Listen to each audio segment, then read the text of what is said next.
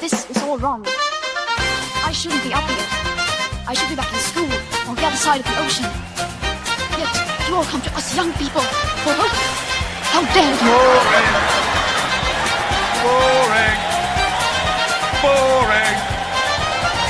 Boring. Okay, you gotta work. Don't tell us what we're gonna feel. We're trying to solve a problem. Don't tell us what we're gonna feel. I'm not telling you. Because you're in no position to dictate that. Remember what you're doing. You're in no position to dictate what we're gonna feel.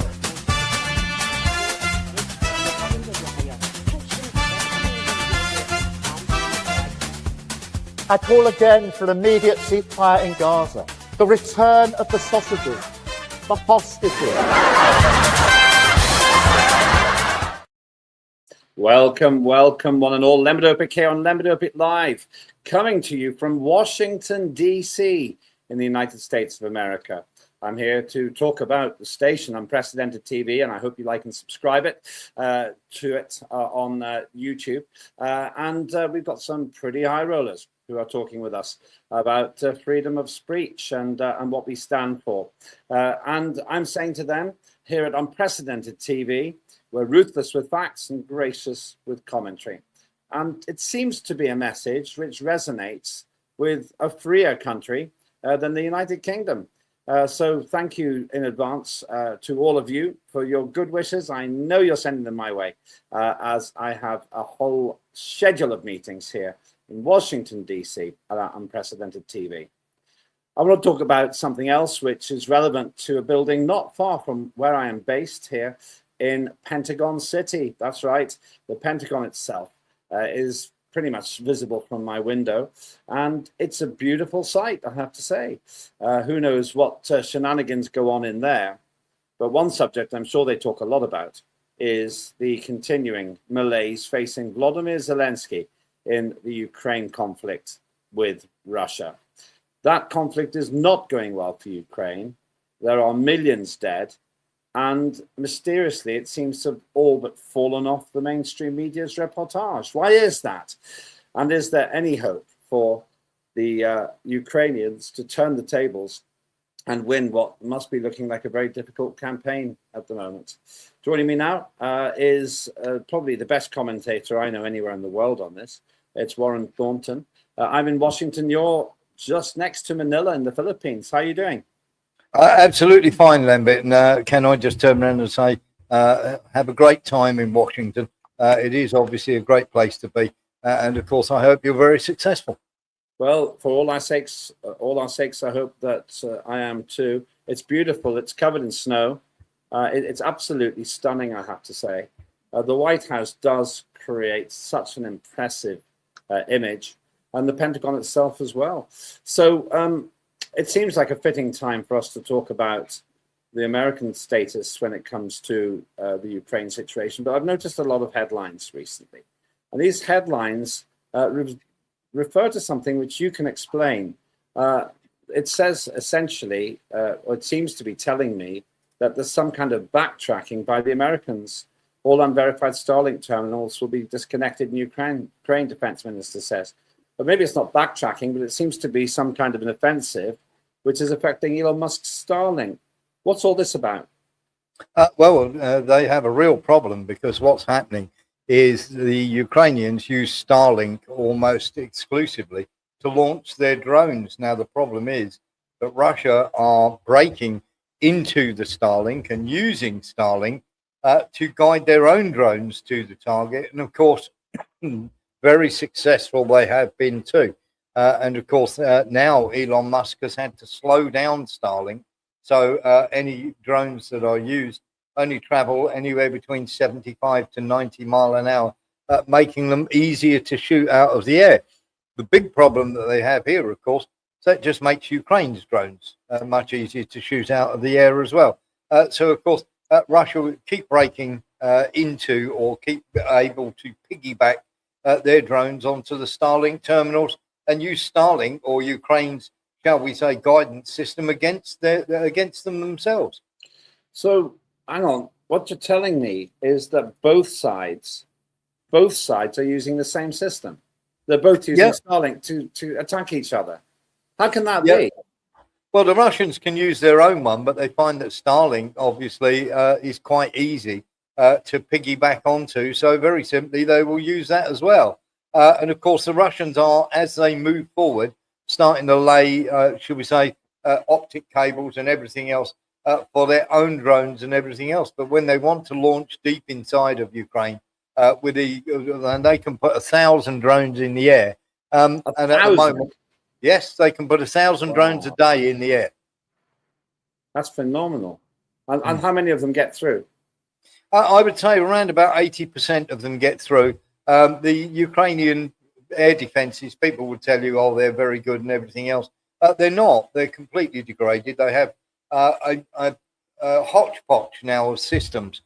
So they have like a Patriot battery here and one of those batteries there and one of those batteries there. And they try to interlink them. Now, they're still quite capable of bringing drones down. They even managed to bring down, for the very first time, an Iskander the other day. But that was because they launched a load of, shall we say, air defenses at once. But also, problem is they put these air defenses near civilian areas. And, of course, when they do bring something down, then it all comes crashing down on the civilian infrastructure rather than have them on the outskirts of the towns and cities. And of course, try to take them down there. But by doing that, of course, they make them far more easy for the Russians to target. So they're in between the sort of devil and the deep blue sea, really. Yeah, well, I'm just around the corner from the Pentagon. I have to say, it's beautiful snow here. Absolutely fantastic. I didn't take this picture, but it does really look like that. I'm more or less next to where you can see the road on the right-hand side there with the four rings. So Pentagon City. I'm wondering if this means there's some sort of a development between Elon Musk and Donald Trump, because of course Elon Musk owns Starlink, or do you think he's just obliged to do it as a US citizen? I mean, Musk and Trump are getting on okay. I mean, Musk went a bit over the top the other day in his criticism of Trump, and then, of course, backtracked on it. So they're getting on okay. I was noticing from the weather there, of course, you get the, shall we say, the snow there and everything else. People are talking, people in the Pentagon and people in the White House are talking about a massive offensive that the Russians are going to launch over the next week or two into Ukraine. And this is the reason why they need more funding and everything else. It just goes to show how detached they are from this, because, of course, the Russians won't launch any counteroffensive while the weather is so bad in Ukraine. And then, of course, we have the spring where it's the muddy season and almost nothing can move. So they basically won't be launching anything until maybe late April, early May, when it comes to any huge offensives. They'll just keep taking and chipping away at Ukraine as they go. Yeah, the snow, it's actually very beautiful. It's difficult as well. I was walking through this, and it's actually the snow, and on top of it, it's actually melted and frozen. So it's just like Washington is entirely a skid pan at the moment. I'm sure loads of people are falling over. But at the same time, they make do. If we had 8 inches of snow in Britain, I'm sure the whole thing would come crashing down. I guess you don't get snow in the Philippines. No, but here's the tip for you, and we learned this on army maneuvers. If you want to walk in the snow, you look ridiculous, but you won't slip over. You walk like the penguins walk. I was doing that automatically, I think. And I just ended up walking up the road. Actually, the roads are completely clear. They seem to know what they're doing there. Let's talk about the Zelensky character. Zelensky has territorial agreements. It's impossible without direct contact with Putin. Now, I don't understand why he's saying that. What's he getting at? Well, he's talking absolute nonsense. So Zelensky has put forward the idea that we can't discuss any territory, and the territory that they do want to have, we won't give any territorial concessions whatsoever. Well, you can either give territorial concessions or they will take it. What you have to remember is the Russians are very loath to give anything to Zelensky, given that he keeps breaking any agreements that he has. I mean, take the recent ceasefire, where, of course, the Russians gave them, and this is where I would take issue with Putin, Donald Trump asked Putin if he could have a week where they don't bomb Kiev. So Putin said, absolutely fine, we'll do it till the 1st of February. And of course, yesterday, the Ukrainians launched tons and tons of drones into Russia. So every time they give a little bit of a concession to either America or Ukraine or Zelensky, of course, they abuse the privilege and have done ever since the Minsk agreements. So Zelensky saying he's not going to agree to any territorial agreements. Well, you don't have to. Very simply, they'll just take it. Yeah, it does seem to me he's on a very sticky wicket. The other thing I feel this is suggesting is that Zelensky sees himself as an equal to Vladimir Putin. He's nothing of the sort. He's a professional clown. He's a joker. He's not a politician. No, and he wants this because, of course, if he meets with Putin, and Putin will avoid this like the plague, this gives Zelensky legitimacy because Putin has already said that he's not the legitimate ruler of Ukraine or the legitimate prime minister of Ukraine. And of course, when you see the contacts that they're having, of course, between Russia and Ukraine, very much now we've downgraded. So we've got generals going to do the meetings now. There is not, the Americans aren't there. Putin's not going to be there. Lavrov's not there. Even some of the, shall we say, the minor, or shall we say, just underneath people like Lavrov are not there. They're sending generals. So it's very much low key and very low level for the Russians. And of course, the Ukrainians are not happy about that either. Yeah, well, it's tough, really. I have to say that I think Zelensky's proved himself to being incapable, but the death toll keeps going up. Tell us about this. Yes, absolutely. So the new figures have come out, and there was a graph that I showed earlier on our channel, which just goes to show how many Ukrainians are actually dying in the latest transaction, shall we say, of bodies. Ukraine were handed back 1,000 of their men who'd been killed by the Russians, and the Ukrainians handed back the Russians just 38 bodies. Now, this has been mounting and mounting and mounting. Over the course of the war, it's gone from round about even to 8-1 to 16-1. And now we've got 25 Ukrainians dying for every Russian. To give you a heads up, Lembit, 3,333 Russian bodies have been handed back by the Ukrainians since the start of the conflict. And very simply with the Ukrainians, over 28,000 have been handed back. That's just phenomenal. What? Yes. I know the reason, but just share why so many more Ukrainians. Why should anyone believe your figures?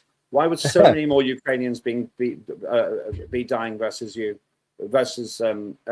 as you say, the Russians? Because the mainstream media says it the other way around. Yeah, mainstream media is talking absolute nonsense. So what has happened, and you can see by the people that are fleeing the country, and I'll give you three factors why our figures are correct and the mainstream media is rubbish. And I'll do that at the end of it. So basically what happened is at the start of the war, it was about even. And then the Russians took Bakhmut. And that was when it really started to change. And the Russians started to rethink because the Battle of Bakhmut sorted them out. They lost 15,000 troops in the Battle of Bakhmut, and the Ukrainians lost 120,000. It was about 8-1. And of course, then we had the Wagner group who were just sending waves of men into there. And then the Russians started to rethink how they surrounded cities, just left one road open. The Ukrainians would try and use that road, and they would annihilate the Ukrainians. Now, over the course of the 4-year war, the Russian tactics have developed a lot better. And of course, more Ukrainians have died. And then, of course, you have the idiocy of throwing the people that they're capturing, beating up, throwing into vans, chucking them onto the front line. Their best soldiers are already dead. And of course, if you're a new boy or a new grunt, as they say, going onto the front line, your life expectancy is a lot lower than a soldier who knows the pitfalls, who knows what he's looking at, and he's well versed, shall we say, a veteran in the art of war, especially with drone wars going on and everything else. So you develop these abilities if you survive. Trouble is, the Ukrainians are not surviving long enough at all. How much training do these people get? Well, literally, the ones that are thrown onto the front line, of course, will probably get about a week's training, and that's if they can be bothered to go at all. Because remember, they're beaten up, thrown into vans. When they get to the recruitment centre, they're beaten up again. By the time they get on the front line, they're not trusted by the other soldiers because they don't want to be there. And of course, they're not given too many weapons, should we say, because half of them would turn around and shoot their own commander. Really? Is it that bad? Yeah, I mean, the other day we showed a video of 2 Ukrainians surrendering to a Russian drone, and literally the commander behind them shot both of the soldiers. So this is going on, and the West are paying no attention to it. But I'll give you 3 reasons why it is our figures are correct. First of all, they've drafted over 60-year-olds. They've had 3 of these, shall we say, drafts and everything else. You don't, when you are beating people up and throwing them into vans and dragging them off the street while they're screaming their heads off, that's not conducive to you winning a war. Secondly, they are repatriating people from America and Germany. They're being met at the border and thrown onto the front line. And of course, they've tried to entice lots and lots of people and have started grabbing people over 60 and putting them on the front line. If you are winning, Lembit, you are not doing this. Stay with us. You're watching me, Lembit Öpik, from Washington, D.C., here in the United States of America, talking with Warren Thornton, who is our ace commentator on the Ukraine war. He's in the Philippines. Isn't it amazing what we can do and our teams in the United Kingdom? Of course, as Warren rightly says on his show, this isn't the only program that you can watch. We have an outstanding series called Dire Consequences with Claire Dyer.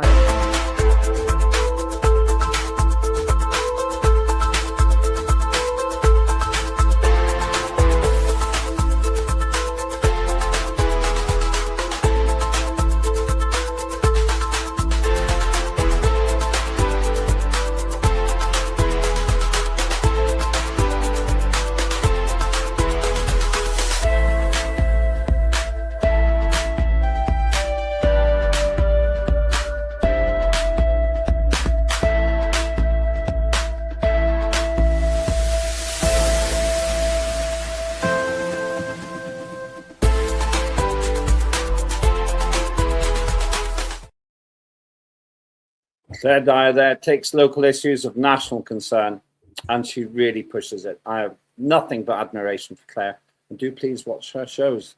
And you'll find the archive at Unprecedented TV on YouTube, and please do like and subscribe.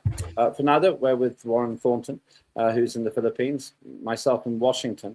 Warren, here's a picture which I actually took, and it looks beautiful. People seem to be able to survive the snow here, and even though I love telling everybody this, Dr. David Viner from the University of East Anglia said 26 years ago that children just aren't going to know what snow is. I think there are 200 million people in America who might disagree with that. This one's for you. Can you name that aircraft?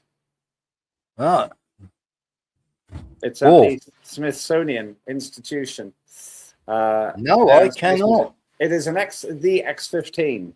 3 were built. It holds the world record for an aircraft in terms of altitude and speed, 354,000 feet. It went up to, it did Mach 6.7, over 6 times the speed of sound. And it still holds those records, even though they were set in the 1960s. And that is one of the most impressive aircraft ever built. So I was there having a look just for you. And you mentioned people being put into the front line in the 60s. I went to the planetarium. It's just in the background in that picture. She charged me $9 to go in. It was only afterwards I realized that was the senior rate. I'm getting on. I took it. I was because apparently she just looked at me and knew I was 60. Amazing. So yeah. Anyway, it's very impressive. And for those who think that Washington must be awash with drug addicts and people, folks here are happy. They are just happy, and they're polite, and the food's good. You know, you can eat junk if you want to, but it's a very agreeable place. I've got to say, when you're talking about over 60s, and I'm that side of it myself, here in the Philippines, they actually have they venerate the old people, because if there is actually a line at supermarkets and post offices and everything else where you can go and you get priority service because you're over 60. I might come there next. Who knows? More than likely, actually. And we both know why. But you, dear viewers, will have to wait and see. Warren's fixing up something pretty special. That'll be a special trip. Let's get back to what we were discussing, the death toll in Ukraine. Ukraine peace talks laid after Russia and US meet. It was unclear why the latest round of negotiations, which had been expected on Sunday, were postponed for several days. That's actually a slightly older story, but it tells the tale that you were saying, that it seems to me that Donald Trump has gone off the boil with Ukraine. He's expressed frustration about Zelensky, and that Zelensky, apparently there was lots of foul language the last time Zelensky went to visit Trump in the White House. What's going on? Has Zelensky blown his relationship with Trump? Oh, he never really had a relationship with Trump. It was a case of the American expediency needs this to be over, because it has a problem coming up in 2020, at the start of 2027, when the elections happen, obviously in Taiwan, and they want to be free of the Iran situation. They definitely want to be free of the Ukraine situation. And in fact, the European Union have given the game away, because they've turned around and said, we need to be ready and in a position to fight Russia in 2027. Well, that's never going to happen, because the European Union is about as useless, honestly, about as useful as an ashtray on a motorbike.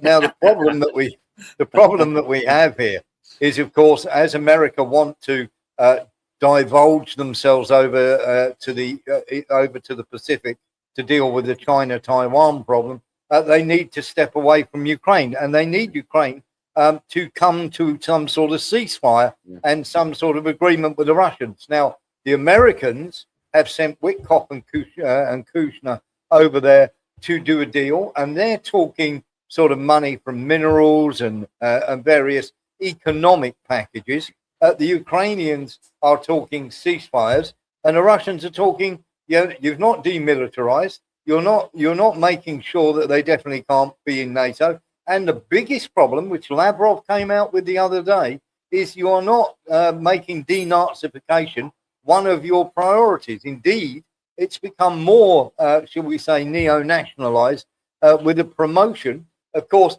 of not only Budanov, who was the head of the SBU, which is the Ukrainian Secret Service, and he's a known, shall we say, neo-nationalist, but also Christopher Freeland, who was once Canada's deputy prime minister, has now gone over and is now part of Zelensky's cabinet, looking after the finances.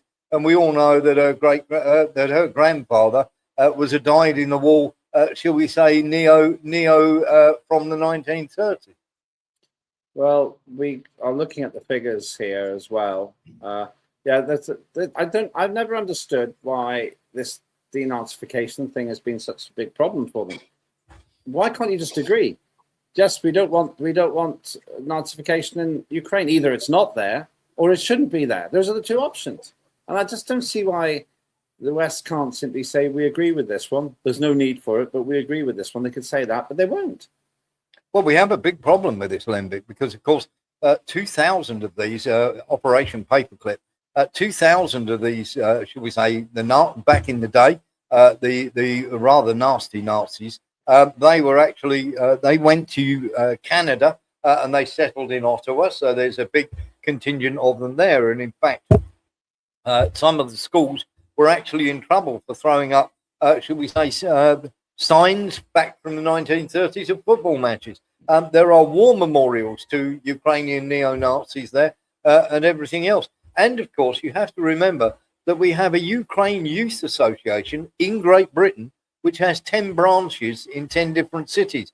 Now, they've even got the uniforms that look like somewhere between the Boy Scouts and, of course, the Hitler Youth that used to be there. They've even got the brown shirts, Lembit, and they celebrate Stepan Bandera, who was a well-known collaborator with the German regime back in the 1930s. A whole subject, a whole conversation to be had there. Let's talk about these figures, though. Over 168 Russian soldiers killed in Ukraine. identified by media investigation. That's a recent story. If you were to watch the mainstream media, and only the mainstream media, you would get the impression that Russia's hemorrhaging troops. Yes. My team was researching for the show, and they found figures like 1.2 million, all these different figures, tons of different figures, all focused on Russian losses, very little on Ukrainian ones. Yeah, they don't want to tell you about this. So the figure of 168,000 Russian soldiers dead is pretty close and pretty correct. But you have to remember that there's 2.1 million Ukrainians dead. So you are talking around about 14, 15 to 1 over the course of the entire war. And of course, many of those soldiers have been buried. Many of those soldiers have been put into ovens and burnt so that they don't have to pay the money to the families. And of course, we have seen the mass cemeteries and everything else. And even the Ukrainians turned around and said that they only had, on January the 1st of last year, they only had 925,000 troops left. Now, just get this, for instance, Lembit. There was 82,000 Ukrainian troops in the army before 2022. Then, at the height of the summer offensive in 2023, 1 million in the army, 1.2 million in reserve. That's 2.2 million. They've since had 3 conscriptions where they've got people into the army. That's another 1.4 million, making 3.6 million. Add another 400,000 that have been beaten up and thrown on the front line, plus 100,000 mercenaries. That's 4.1 million men. There are 750,000 that are injured. There are 250,000 that have deserted. There are 100,000 in captivity. That leaves you with around 3 million. 2.1 million dead, 900,000 left. Just about worked out exactly right with the Ukrainian figures that the Ukrainians gave them themselves. It's awful. It really is. It's awful. I tend to believe your figures. My opinion is that your figures are pretty accurate. What of Starmer in his endless claims that he's going to help Ukraine and so on? Obviously, this may not be obvious, but to me it's obvious. My opinion is that Starmer's cachet has gone through the floor, really. He's not cutting it here. I don't think he had a particularly impressive visit to China, and you don't see him meeting with his little buddy Vladimir Zelensky so much anymore. Has he got any relevance? No, because he needs to distance himself from Zelensky for a few weeks, because of course there's been a 5th man arrested in the burning and this shall we say ongoing thing of the Ukrainian male models. The other day there was a 5th man arrested, of course. The 4th man that they arrested was released on his own recognizance and wasn't charged. But we've still got these 3 guys that are going to go. So a guy has been. So there's 4th. They're the 3 original ones. 3 originals. Yeah. Then a 4th was arrested, and the other day, just the other day, a 5th man that was thought to be implicated in this was also been arrested and has been released at the moment. How very strange. Yes. We're certainly not seeing that. Yeah, I think it's actually genuine in the national interest for us to know what's been going on there. We have to know, because if there's nothing to see, then we should know that. If the Prime Minister has been in real danger, we should, it's so cringy that when he starts hugging. It's just so unprofessional. Look at them. It's like Starmer just doesn't know what he's doing, and Zelensky just doesn't look.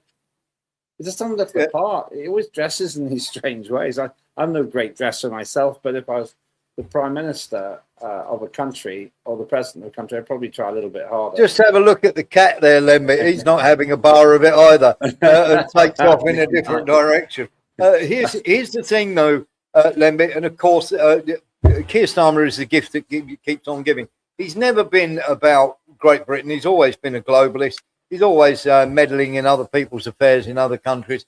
And he is the gift that keeps on giving. I mean, in China, he has looked so out of his depth. It's incredible. Yeah. He's actually been moved by the Chinese foreign minister because he wasn't walking in the right direction. The Chinese foreign minister actually grabbed hold of him by the shoulder and moved him on the red carpet. It was quite incredible. It's just so bad. He looked so out of place, towing the line behind Xi Jinping, who I'm very impressed with, actually. Right, so just finishing on we saw all the people running in that clip we just showed. I wonder if they were chasing the cat. We couldn't see. That's for another time. The territory situation is pretty bad, though, isn't it, for Ukraine now? What's this picture telling us? Well, that's from the Institute from the Study of War, so I wouldn't take that too much to heart. That is, of course, run by Victoria Nuland's sister-in-law, the Institute for the Study of War. But it's pretty on the key there. So where you can see those areas there, there is no doubt whatsoever that the Ukrainians are losing territory. Up near Zaporizhia is the place where you should look at the moment, near Zaporizhia city. The Russians have taken an area up there that is only 8 miles away now from Zaporizhia city in that area. And the Ukrainians are flooding it with men to try and stop that happening. And another place to look out for is around about in the center of that map is a place called Konstantinivka, which at the moment is a fierce battle going on there. And of course, they're closing in once they get control of Konstantinivka. And once again, there is another road of death where they're making a cauldron. There's one road in, one road out, and Ukrainians are getting slaughtered. And the trouble is, of course, Kramatorsk, of course, is right there, and so is Slavyansk. And once those two cities are captured, then the Russians will have the whole of the Donbass to themselves. Which is what they wanted. And Vladimir Putin told Donald Trump when he met him in Alaska, we want this, and if you don't give it to us, we'll take it. Yeah, absolutely. It's not going to be taken in a hurry. And everybody keeps saying, oh, well, Russians are moving very, very slowly. They don't need to move anywhere. Ukraine are flooding into the area to take on the Russians, and they're just picking them off as they go. So the question that we always come to is timing. How much longer do you think this conflict will continue? Well, around about August of this year, the Ukrainians are going to have a real dilemma because they're not going to have enough men to be able to patch the holes. Remember that they are losing around about 1,500 men a day. Now, people turn around and say, that's absolutely incredible. It can't be right. You have to remember that the front line is around 1,000 kilometers long. So for every square kilometer, Ukraine are losing 1.5 men per day per kilometer. That's not an exorbitant amount. It is because the line is so long, because they are stretched so thin, that very soon I calculated that by August 2026, Ukraine will have to give up quite a few areas. The only thing that is keeping the Russians off at the moment is the Ukrainian ability to keep flying lots of drones. Once that gets denigrated, and of course the Russians are bombing the railway lines and the factories now to reduce their capacity to do that, then you're going to find areas get swamped very, very quickly, Lembit. But the outcome will be inevitable, won't it? Oh, there's no other outcome apart from a Russian victory. And even if we were, this is why, Lembit, having looked at the war, the Americans are not going to put boots on the ground there because they'll be coming home in coffins. And it's the same with the French, same with the Germans, same with the British. We are all this nonsense about we must be ready for 2027. We stand directly behind Ukraine. Yes, we stand 5,000 miles behind Ukraine. If I have the good fortune to meet the occupant, the main occupant of this and the other buildings, what message should I give Donald Trump from you, Warren? Basically, get some new advisors because your advisors aren't cutting it, and certainly fire Keith Kellogg, whose daughter actually runs an NGO inside Ukraine, repatriating the bodies of dead American soldiers fighting inside Ukraine that go and attack Russia. And of course, they promise their families a lot of money, rather like they do with the Ukraine soldiers, and of course, they never pay up either. Thank you so much. Where can we get more of Warren Thornton? I'll tell you one place, of course, here on Unprecedented TV. You'll find a huge back catalogue always being added to with Warren Thornton. Where else can we get your pearls of wisdom? WarrenThornton.com, Monday to Friday, 6 p.m. to 8 p.m. And of course, on Sunday nights, it's a special occasion because of 7 p.m. to 9 p.m. We have the wonderful Lembit Öpik from Unprecedented. Thank you so much, though. I have to tell you, if you're watching this live, I was a bit delayed by the snow. Who knew? The very rare event of snow. I was clambering across it. I thought I'd rather be late than hospitalized, so I did take my time. One other thing I would like to say, Lembit, with the snow, very simply, everybody is talking about Kiev and how terrible it is. But what they've been doing is because they're cut off from all the electric and it's very, very cold out there. And very simply, all the generators that Poland sent them to keep the power back on, of course, have been sold on the black market to various rich people. So they're keeping the nightclubs and the strip clubs going with these generators. And of course, the normal people. Yeah. The strip clubs. Yeah, Klitschko, the Klitschko brothers. Klitschko is the mayor of Kiev. His brother owns various brothels and various strip clubs inside Kiev and Odessa. And of course, they're very simply, they're keeping the lights on there, no problem at all. So if you want to keep warm, get yourself to a Klitschko nightclub. You worry me. You sound like you're speaking from personal experience, Warren Thornton. But I know it's not true. You're right at the other end of the world at the moment. Yes. Thank you so much. That's Warren Thornton. And you will see his commentary. Also, I have to tell you, if you go behind his paywall, I've seen it. He makes the most remarkable and devastating analysis of the most recent files from Epstein. And it's behind the paywall because the facts, as he sees them, are really quite shocking. And actually, it's a very disturbing revelation. But then, if you're into truth, sometimes you have to say uncomfortable things. Thanks so much to Warren. Thanks to the team. Thanks to you. Well, I'll keep you updated if you're watching this live on my progress here in Washington. In the meantime, let's just be honest about it. It doesn't look good for Ukraine. I don't personally think that the situation is going to improve much for Volodymyr Zelensky. And then isn't it interesting that those photo opportunities that used to be a dime a dozen, use a US phrase, are thin on the ground indeed. Maybe people like the esteemed leader of the Labour government, Keir Starmer, are realizing that hanging around with other unpopular people doesn't make you any more popular.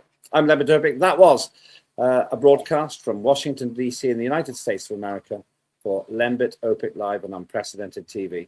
Have a good day.